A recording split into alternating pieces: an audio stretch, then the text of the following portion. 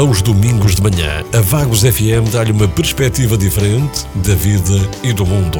Uma visão positiva e de esperança. Um olhar proativo sobre o que pode fazer dentro do que o rodeia. O mundo nas tuas mãos. Olá, seja bem-vindo a mais uma emissão do Mundo nas Tuas Mãos. Aquele que é o seu programa de domingo de manhã. O programa que lhe traz boas notícias e bons testemunhos de vida. E agora, em tempo de verão, ele tem outro sabor. Um sabor a maresia, a sol e a novas energias. Hoje, a locução é por minha conta, Eddie Martins, e para a semana também pode contar comigo nestas emissões de verão, nestas emissões de novas energias. Vagos FM. Hoje partilho consigo uma notícia bastante comovente. Uma notícia que fala de solidariedade humana e da forma proativa como podemos construir um mundo melhor. A passada quarta-feira, na Austrália, dezenas de pessoas usaram a força das suas mãos para empurrar um comboio e libertar um passageiro que tinha ficado com a perna presa. Excelente notícia esta. Agora falamos de boas notícias sobre Portugal. Curtas, mas muito boas notícias sobre aquilo que se faz de melhor em Portugal. Notícias que não falam de bancos nem de crise. Notícias que falam do valor de Portugal. Vagos FM. Comecemos então com a maratona de boas notícias sobre Portugal. A Madeira voltou a ser eleita como melhor destino insular da Europa. O Alentejo foi eleito a melhor região vinícola do mundo. Lisboa tem o segundo melhor oceanário do mundo. O português é a segunda língua mais feliz do mundo. O Porto de Lisboa conquistou o título de melhor porto de cruzeiros da Europa. Portugal ficou em terceiro lugar na Copa do Mundo de Robôs. Os vinhos lusos conquistaram 7 medalhas em Portugal. O atleta português Nuno Dias sagrou-se pela 6ª vez campeão mundial de karaté. A atleta Marta Simões obteve a medalha de bronze no Campeonato da Europa de Esqui Aquático. Portugal esteve em bom plano em competições de judo internacionais ao conquistar um total de 6 medalhas.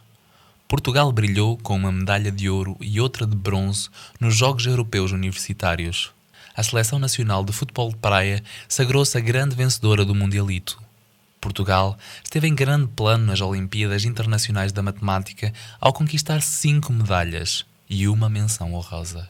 2 estudantes portugueses brilharam nas Olimpíadas Internacionais de Biologia ao arrecadar 2 medalhas de bronze. Portugal conquistou uma medalha de bronze e 4 menções honrosas na edição deste ano das Olimpíadas Internacionais da Física. Um estudante da Universidade de Coimbra foi distinguido com o primeiro prémio para o melhor projeto de tese de doutoramento. Que excelentes notícias sobre o nosso Portugal! Hoje, a reflexão que lhe deixo é uma pequena frase, mas com grande intensidade. Salvar um ser humano, único e insubstituível, é também salvar a humanidade. Deixe-se ser um barco à vela.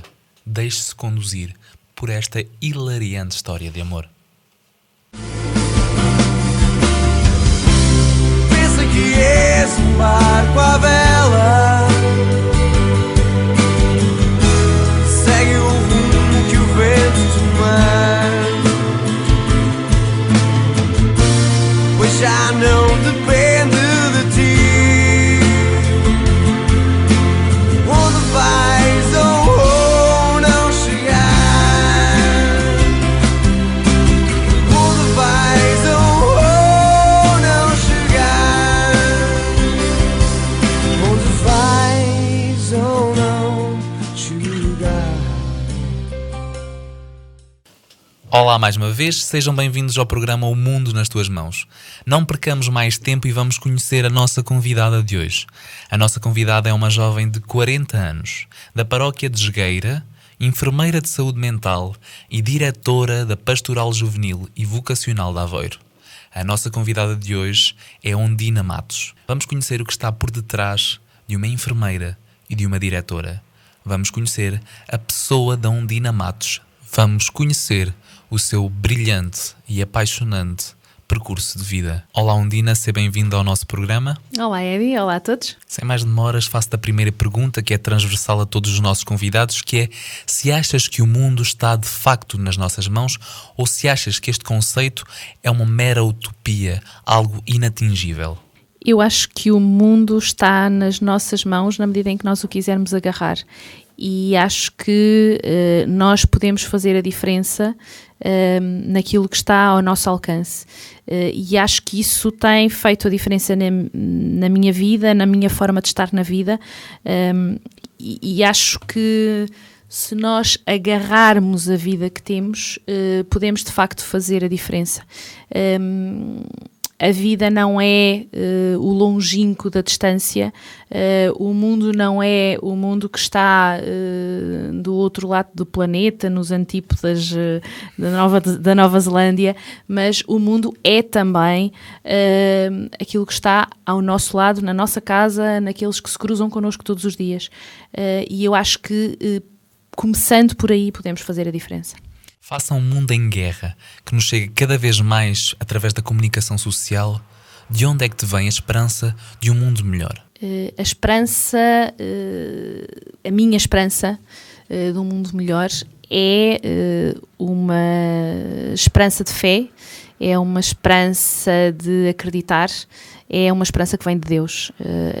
Essa é a raiz da minha esperança. E eu acho que por essa esperança, eu acredito num mundo melhor. Essa é de facto a raiz. Se eu pensar de facto naquilo que me leva à raiz de acreditar, de facto com coisas às vezes tão negras e que nos fazem pensar às vezes muito mais de uma forma negativa nos dias que correm e por aquilo que nos entra pela janela dentro todos os dias, pelos ecrãs do computador. Se nós pensarmos de facto nessas coisas negativas, a raiz da esperança tem que de facto, para mim, faz sentido num Deus em quem acredito. Face às fragilidades e às adversidades do mundo, como é que te sentes? O que é que tu fazes, os pequenos passos que tu podes dar para construir algo mais sereno, algo em que se vive em maior comunhão? É exatamente eu conseguir não fazer guerra, que obviamente não é fácil e não é sempre possível, mas é um caminho de todos os dias.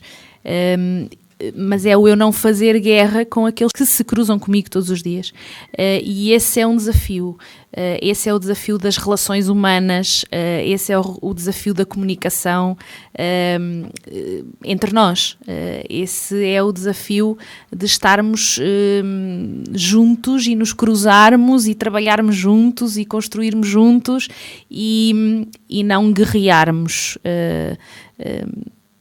Esse eu acho que é o maior desafio, acho que é um desafio muito complexo e acho que a guerra começa por cada um de nós. Qual é a tua força? Qual é a tua nascente? De onde vem essa energia de lutar, de ser proativo, de ser solidário? Vem de Deus e vem dos outros. Deus é essa raiz que de facto me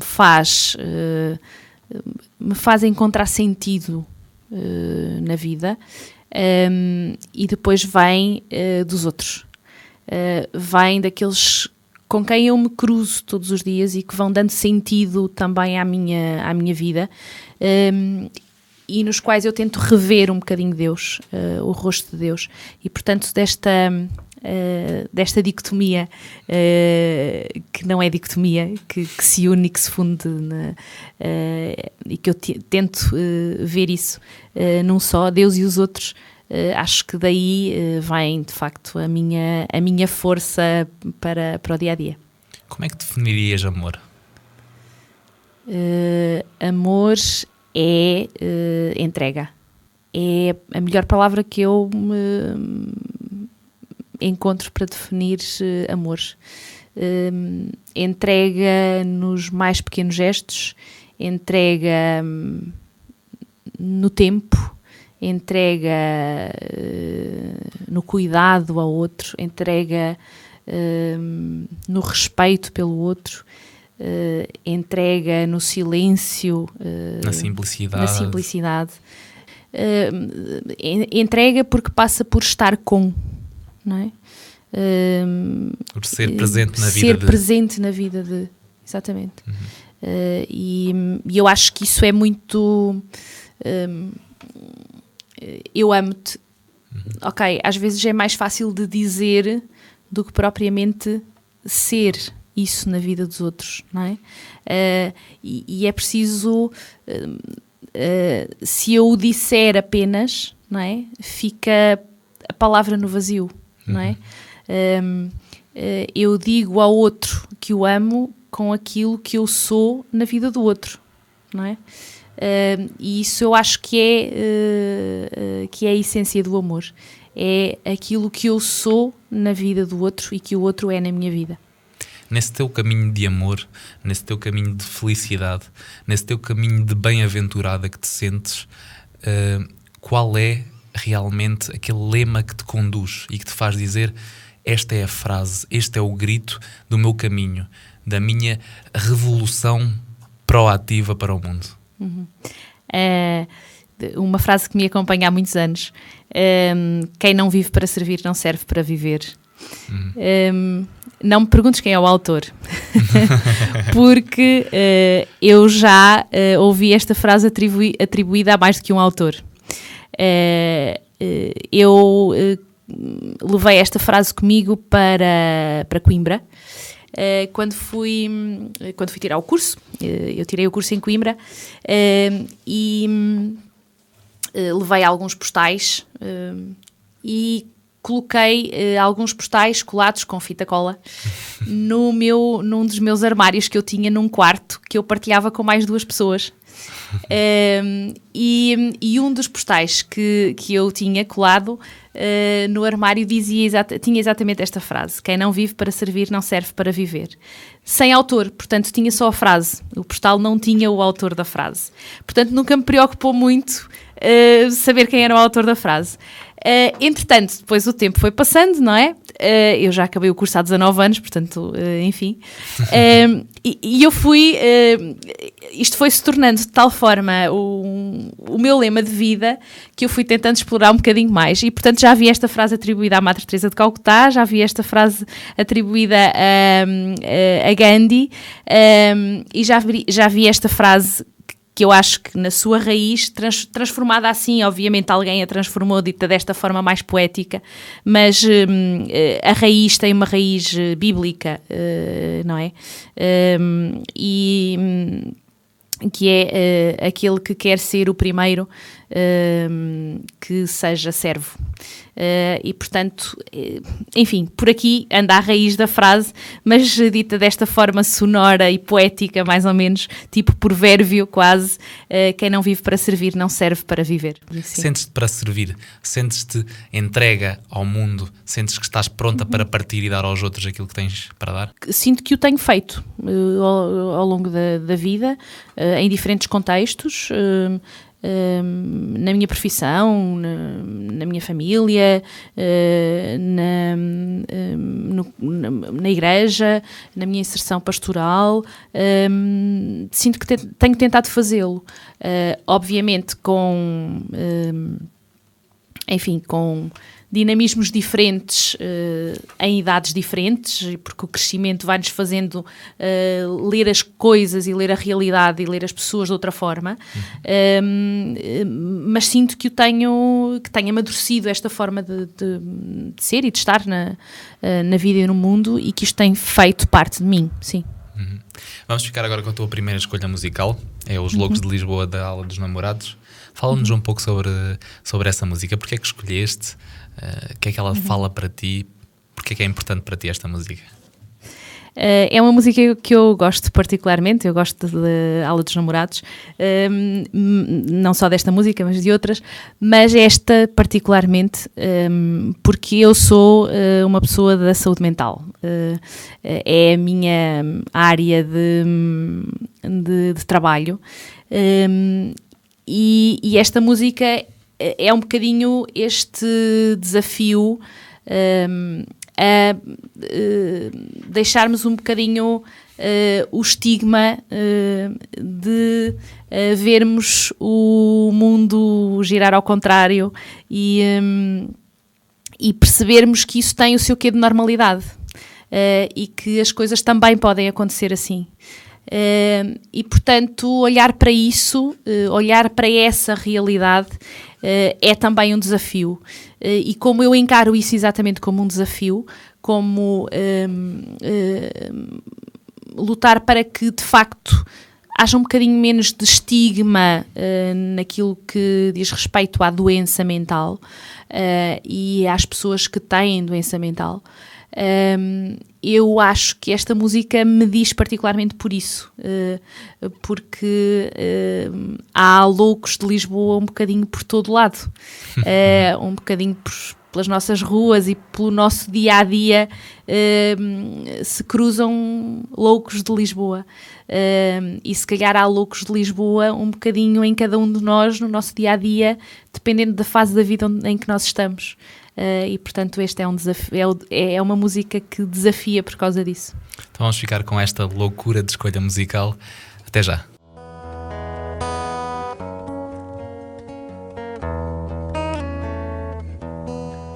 Parava no café quando eu lá estava, na voz tinha o talento dos pedintes, entre um cigarro e outro lá cravava a bica ao melhor dos seus ouvintes, as mãos e o olhar da mesma cor, cinzenta como a roupa que trazia, um gesto que podia ser de amor sorria, e ao partir agradecia. São os loucos de Lisboa que nos fazem duvidar, a terra gira ao contrário e os rios nascem no mar.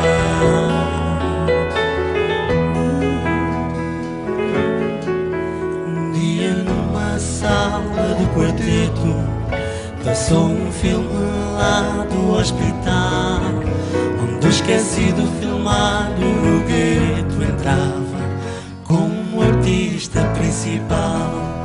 Comprámos a entrada para a sessão, para ver tal personagem no ecrã. O rosto maltratado era a razão dele não aparecer pela manhã. São os loucos de Lisboa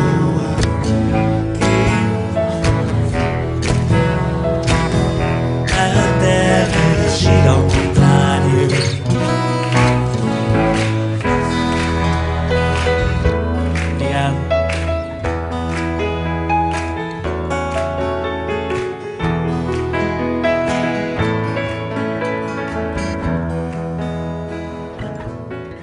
Estamos de volta ao programa O Mundo nas Tuas Mãos. Como sabe, hoje estamos à conversa com Undina Matos, uma jovem de 40 anos que é enfermeira de saúde mental e diretora da Pastoral Juvenil e Vocacional de Aveiro. Undina, antes de partirmos para aquilo que é a tua vocação, não posso deixar de te perguntar, como enfermeira de saúde mental, qual é que achas que é a influência da Igreja na saúde mental? Em primeiro lugar, eu sou enfermeira. Depois, dentro da enfermagem, foi acontecendo, de facto, este gosto particular pela área da saúde mental. E, portanto, ser enfermeiro é cuidar de... e, portanto, ser enfermeiro da saúde mental é cuidar, de uma forma particular, daqueles que têm algum problema dentro da área da saúde mental. E, portanto, qual é que eu acho que é a influência da saúde mental, primeiro, na nossa vida? Eu acho que é absolutamente determinante e acho que é algo pelo qual nós todos temos cada vez mais que preservar a nossa saúde mental e cada vez mais temos que, enfim, tomar opções para que o nosso dia-a-dia seja cada vez mais mentalmente saudável. Porque os ritmos e os desafios dos dias de hoje são cada vez mais mentalmente não saudáveis. E, portanto, se nós não contrariamos estes ritmos não saudáveis, mentalmente não saudáveis, nós, de facto, arriscamos muito da nossa saúde mental.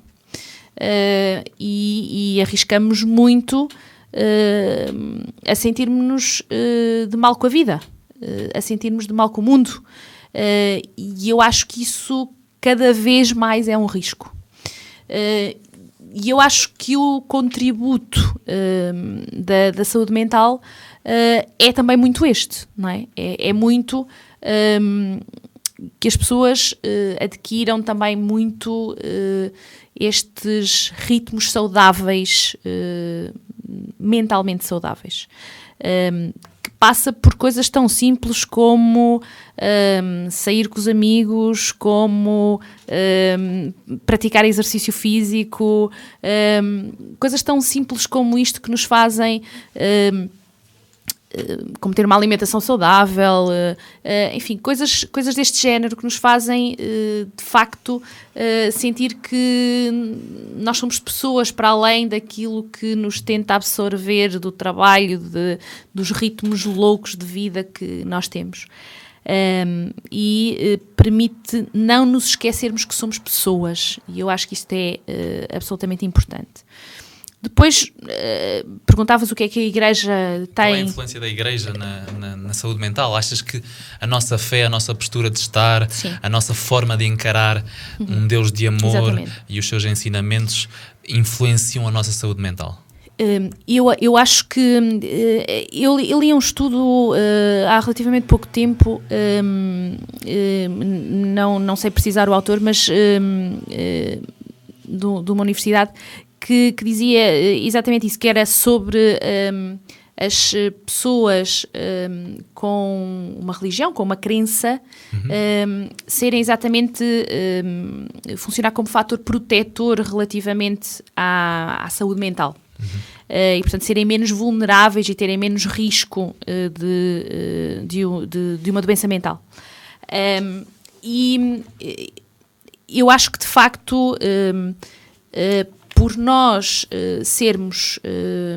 por nós acreditarmos, e aqui nós somos católicos, mas não está em causa, neste caso, o sermos católicos, qualquer tipo de religião. Eu acho que nós olhamos para a vida com um sentido de profundidade, com um sentido de que as coisas não dependem só de mim. Eu estou no mundo, mas há algo mais importante que me faz mover todos os dias. Há alguma coisa que me faz ver nos outros o rosto de Deus. Há alguma coisa que me faz perceber um sentido profundo daquilo que é o depois da morte. Isto são sentidos de vida que alguém que não é crente não tem. E eu acho que isto pode funcionar como um fator protetor. Se me disseres que, ok, agarram-se à fé para ter estas desculpas para... Não acho. Eu não o vivo assim, eu não sinto. Sinto que, de facto, isto faz sentido e tenho que fazer perguntas e tenho, de facto, que questionar constantemente para que isto faça sentido e para que Deus vá fazendo sentido na minha vida. E, portanto, não é por uma questão de me agarrar a isto ou àquilo, é porque as coisas vão fazendo sentido na minha vida e acho que Deus faz sentido na minha vida. Mas de facto acho que isto funciona como, em termos de saúde mental, funciona como um sentido profundo de esperança. O que eu falava no início, a esperança no mundo melhor é Deus, não é? E aqui voltamos a essa questão, não é?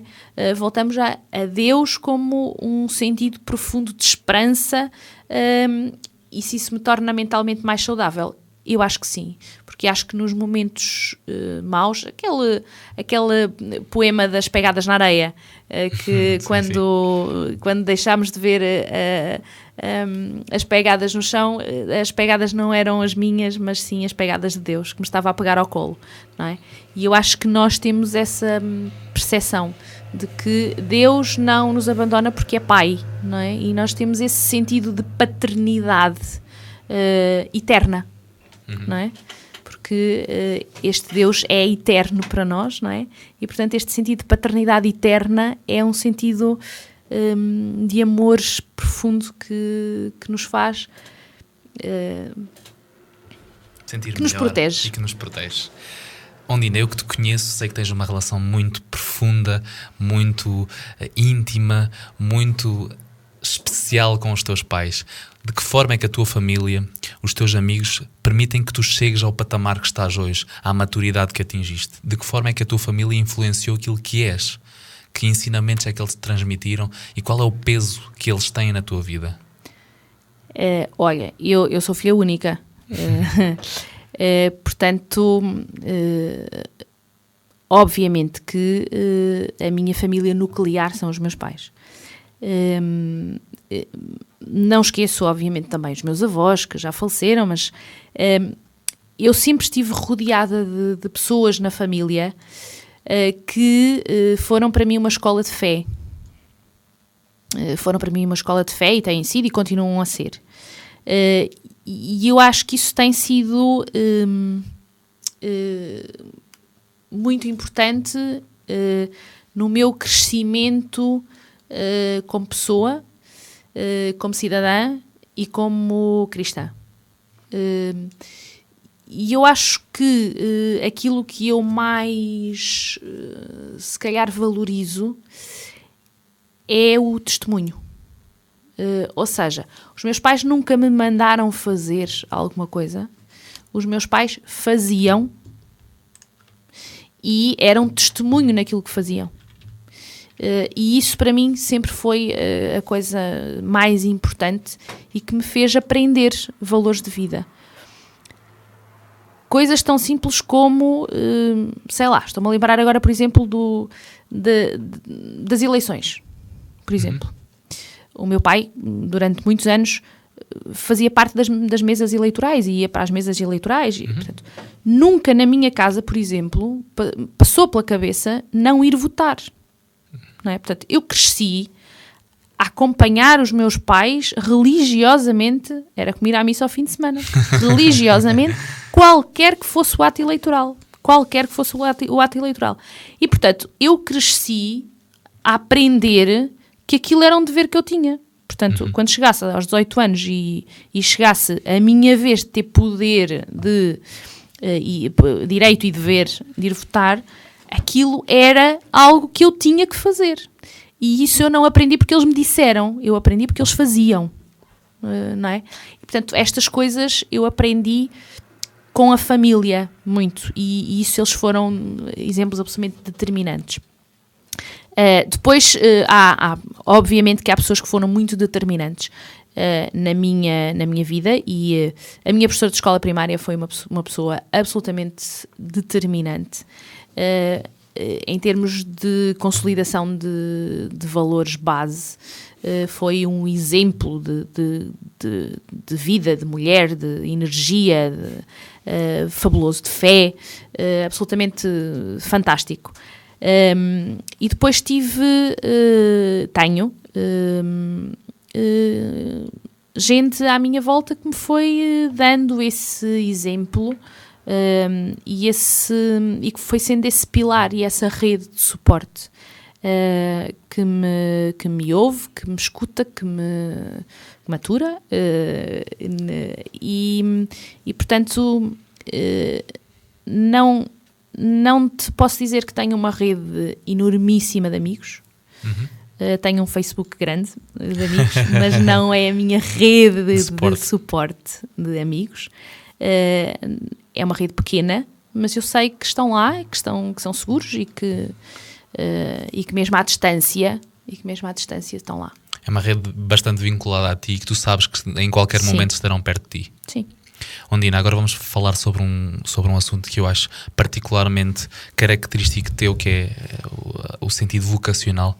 Eu acho, e é a minha opinião, e agora passo a dar a minha opinião clara sobre ti, eu acho que tens um exemplo e um sentido de maternidade muito próprio.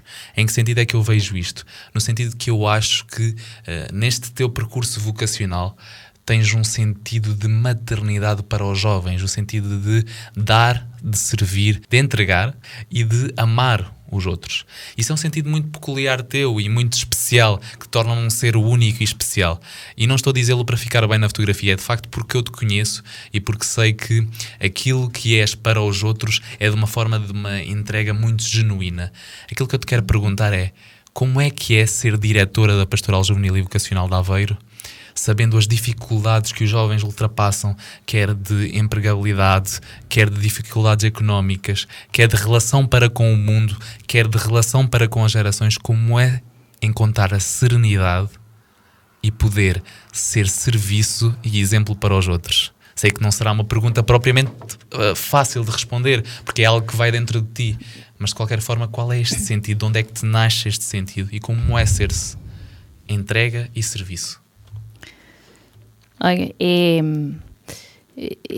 eu estou na Pastoral Juvenil muito antes de ser diretora, portanto, obviamente que ser diretora há 4 anos, obviamente traz responsabilidades acrescidas, não é? Traz algumas noites mal dormidas, algumas preocupações acrescidas, alguns cabelos brancos a mais, enfim, mas a Pastoral Juvenil é uma vocação, pronto, e eu fui descobrindo isso, quer dizer,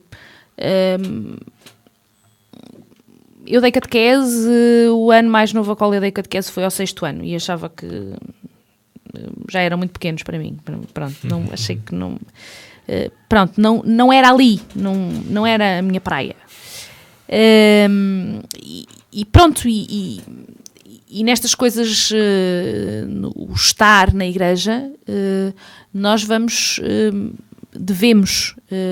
descobrir o nosso lugar de serviço como vocação.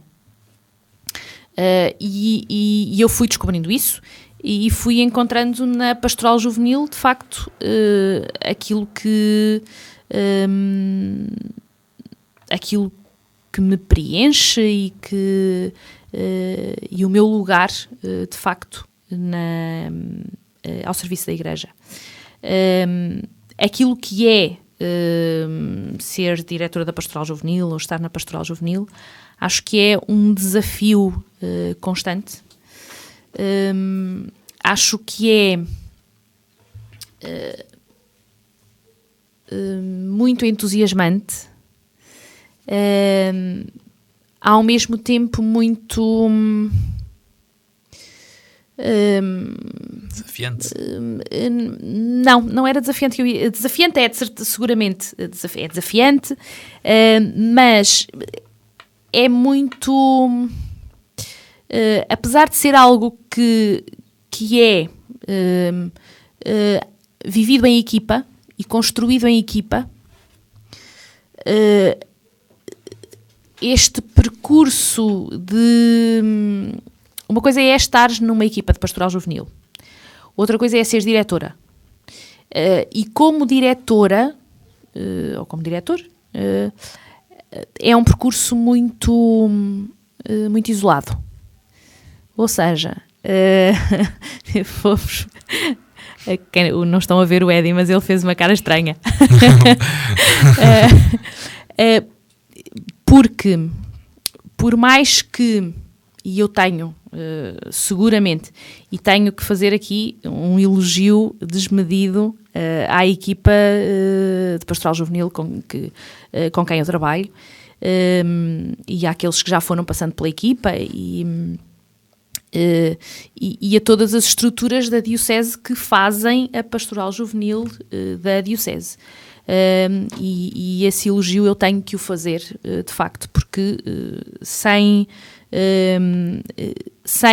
a vocação de cada um destes para a pastoral juvenil, esta pastoral juvenil, ou seja, esta ação da Igreja junto dos jovens na Diocese de Aveiro, não era o que é, e portanto nós não éramos a mão de Deus que somos junto de cada um dos jovens com quem estamos. Mas isto é o trabalho em equipa, mas depois o ser diretora traz um lado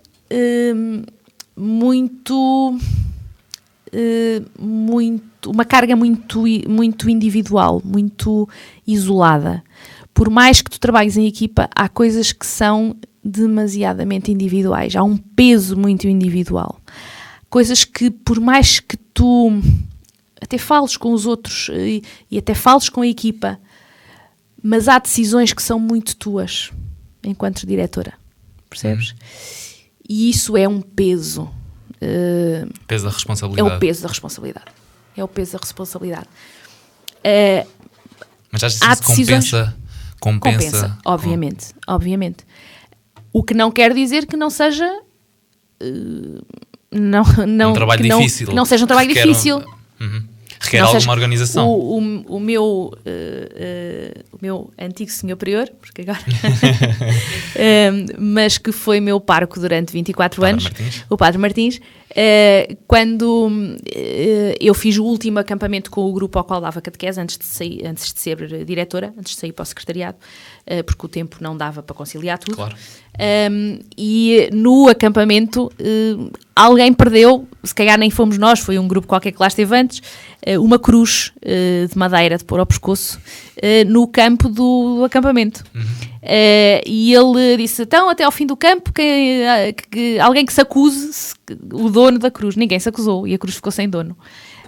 E na missa de partilha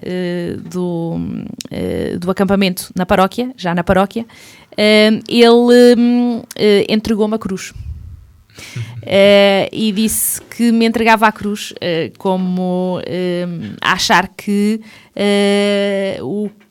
portanto, a missão que eu tinha assumido tinha o seu quê de cruz. E portanto para perceber este peso da decisão, se calhar é este bocadinho da cruz, não é? Pronto, porque há coisas que, por mais que se trabalhe em equipa, sendo diretora, tem esta carga individual que passa por mim. E isto traz este peso. Agora, isto não tira em nada, em absoluto, o entusiasmante que é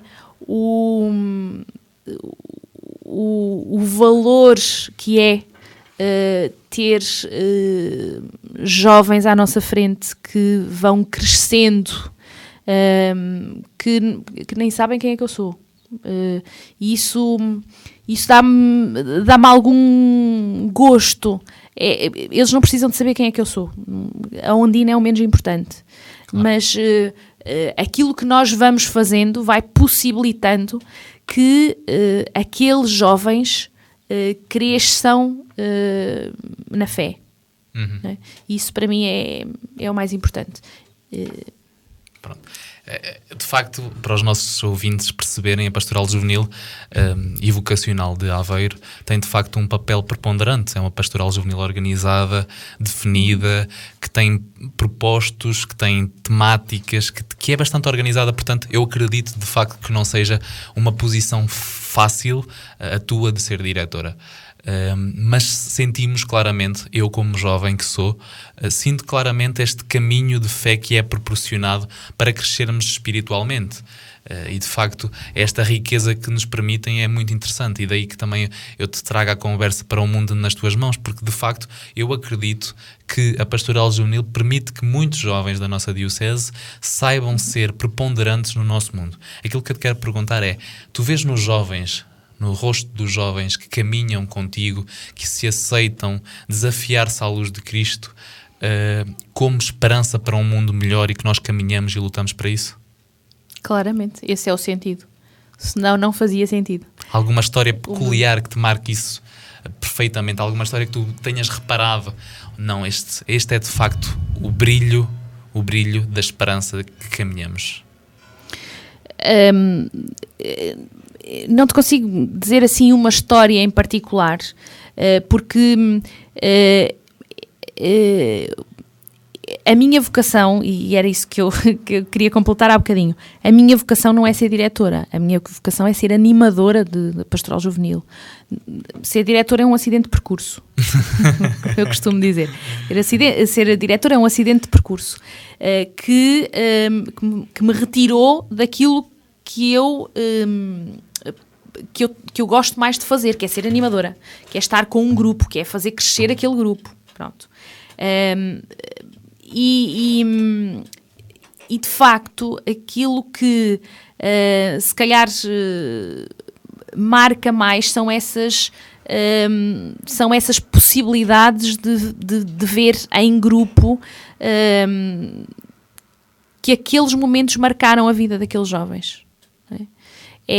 É perceber que tu organizas um Dia Mundial da Juventude, por exemplo, organizas uma celebração de um Dia Mundial da Juventude e que há ali momentos que foram marcantes na vida daqueles jovens, daquele grupo que participou naquele Dia Mundial da Juventude.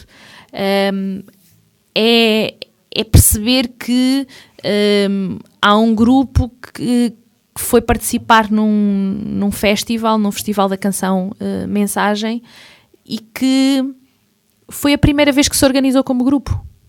Percebes? Ok, a qualidade, o ganhar ou não ganhar foi menos importante, foi a primeira vez que se organizou como grupo de jovens, e isso foi o mais importante. É perceberes que, a propósito de uma atividade que se organizou, perceberes que durante aquele dia houve grupos de diferentes paróquias que, sem darem conta, se puseram a conversar uns com os outros sobre aquilo que fazem nas suas paróquias e sobre alternativas do que podem fazer. É tu organizares 250 jovens da Diocese de Aveiro para irem às Jornadas Mundiais da Juventude a Madrid, por exemplo, e perceberes que aquele grupo da Diocese de Aveiro viveu ali, e perceberes que quando fizeste uma oração final antes de partires de Madrid para Aveiro com 250 jovens, rezou-se profundamente aquilo que foram aquelas Jornadas Mundiais da Juventude. E portanto são estes momentos que marcam e que ficam, como diria a música, que ficam na história da gente. Como é que tu olhas para um jovem que ora foi animado e agora é animador? Como é que é olhar para um jovem que passou pelas tuas mãos ainda em produto bruto e que se deixou moldar pelo amor de Cristo, que vem desta tua vocação, que é ser-se materno no teu sentido protetor e no sentido de seres animadora? É absolutamente gratificante, e é perceber que o amor de Deus atua ali, não é? Eu este ano fui, portanto, o grupo que eu deixei na paróquia fez o Crisma, celebrou o Crisma este ano, e o animador que preparou o grupo para o Crisma, o responsável do grupo, o Miguel Conde, que há de estar em Ghent, na Bélgica, a ouvir este programa, ele foi meu catequizando a partir do 6º ano de catequese. Portanto, foi o tal grupo que eu comecei mais cedo a dar catequese. Portanto, a partir do 6º ano de catequese até celebrar o sacramento do Crisma. E este ano estava como responsável do grupo que celebrou o sacramento do Crisma. E, portanto, isso, o abraço que eu lhe dei nesse dia foi um abraço sem palavras, porque não era preciso palavras naquele dia. Porque as sementes lançam-se à terra e às vezes vêm-se os frutos, outras vezes não, mas a nossa obrigação é lançar as sementes à terra. para quem nos está a ouvir e que precisaria de uma mensagem tua, uma mensagem de carinho muito própria de nós que vivemos da entrega para os outros, que mensagem deixarias a essa pessoa que quer encontrar no caminho a esperança para um mundo melhor e quer se sentir proativa? A mensagem é: acreditem em vocês como pessoas. Acreditem no vosso valor como pessoas.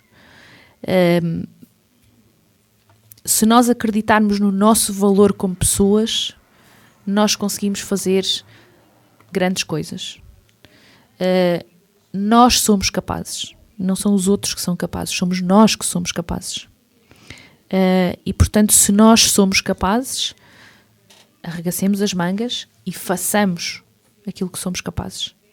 Porque ninguém vai fazer por nós. O nosso lugar fica vazio se nós não fizermos. E, portanto, arregacem as mangas e façam, porque acreditem no vosso valor como pessoas. E depois disso, aguentem-se à bronca. Porque ninguém disse que isto ia ser fácil. Portanto, aguentem-se à bronca, porque dificuldades há em todo lado.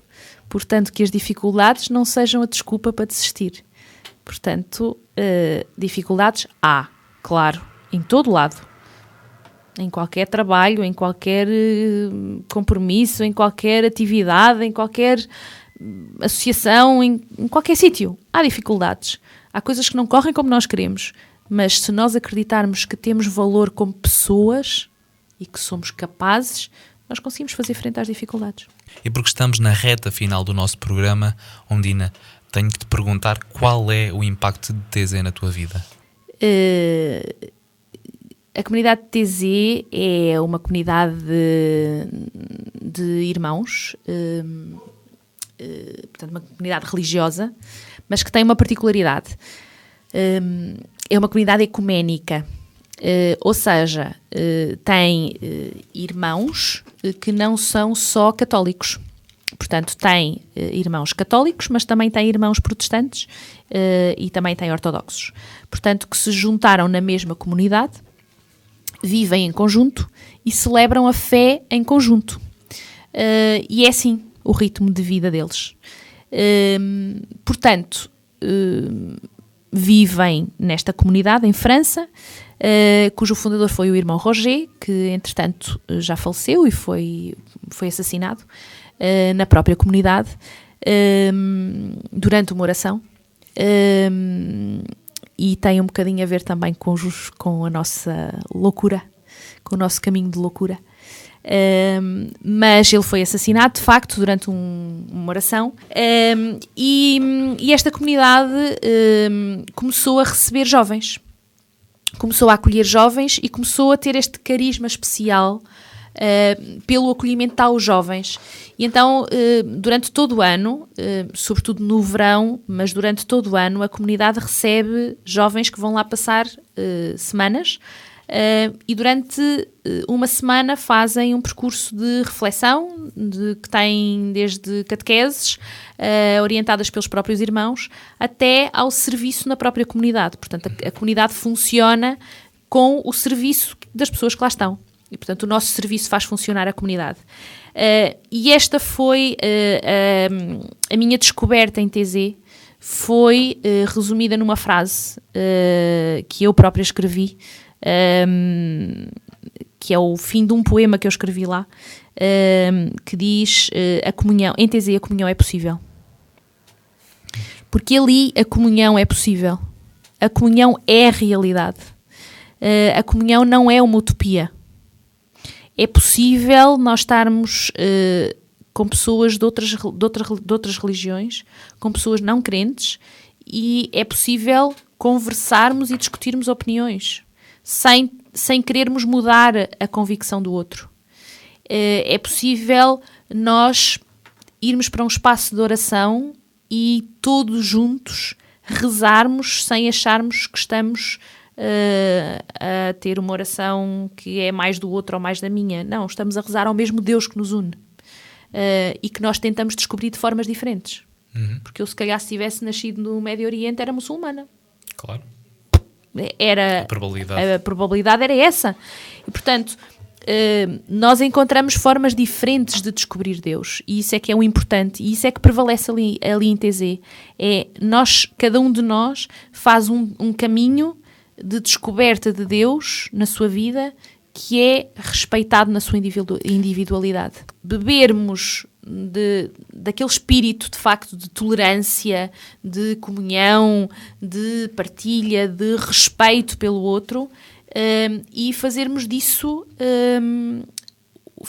fortalecer na nossa vida e florescer na nossa vida, do dia a dia onde nós estamos. Não é querermos copiar TZ na nossa vida, mas é na nossa vida fazermos florescer aqueles valores que nós achamos que lá são importantes. Isso é que eu acho que às vezes é difícil. Às vezes o risco maior é querer copiar TZ nas nossas comunidades. E acho que é difícil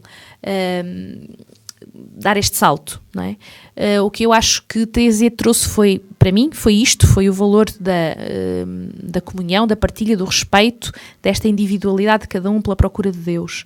E também a força da oração e da palavra de Deus. Os irmãos têm um conhecimento bíblico absolutamente extraordinário, e foi dos sítios onde eu ouvi explicações mais inusitadas de algumas passagens da Bíblia, que de chegar ao fim e dizer, epá, eu já li este texto bíblico tantas vezes, como é que eu nunca tinha pensado nisto? E de facto, esse desafio da palavra de Deus e da oração também muito presentes a partir de TZ. Ondina, depois de termos feito esta retrospectiva, este caminho à tua vida, ao teu percurso, depois desta conversa, o que é que os teus olhos dizem daquilo que sentes neste momento? Os meus olhos dizem-me serenidade, dizem-me transparência, e dizem-me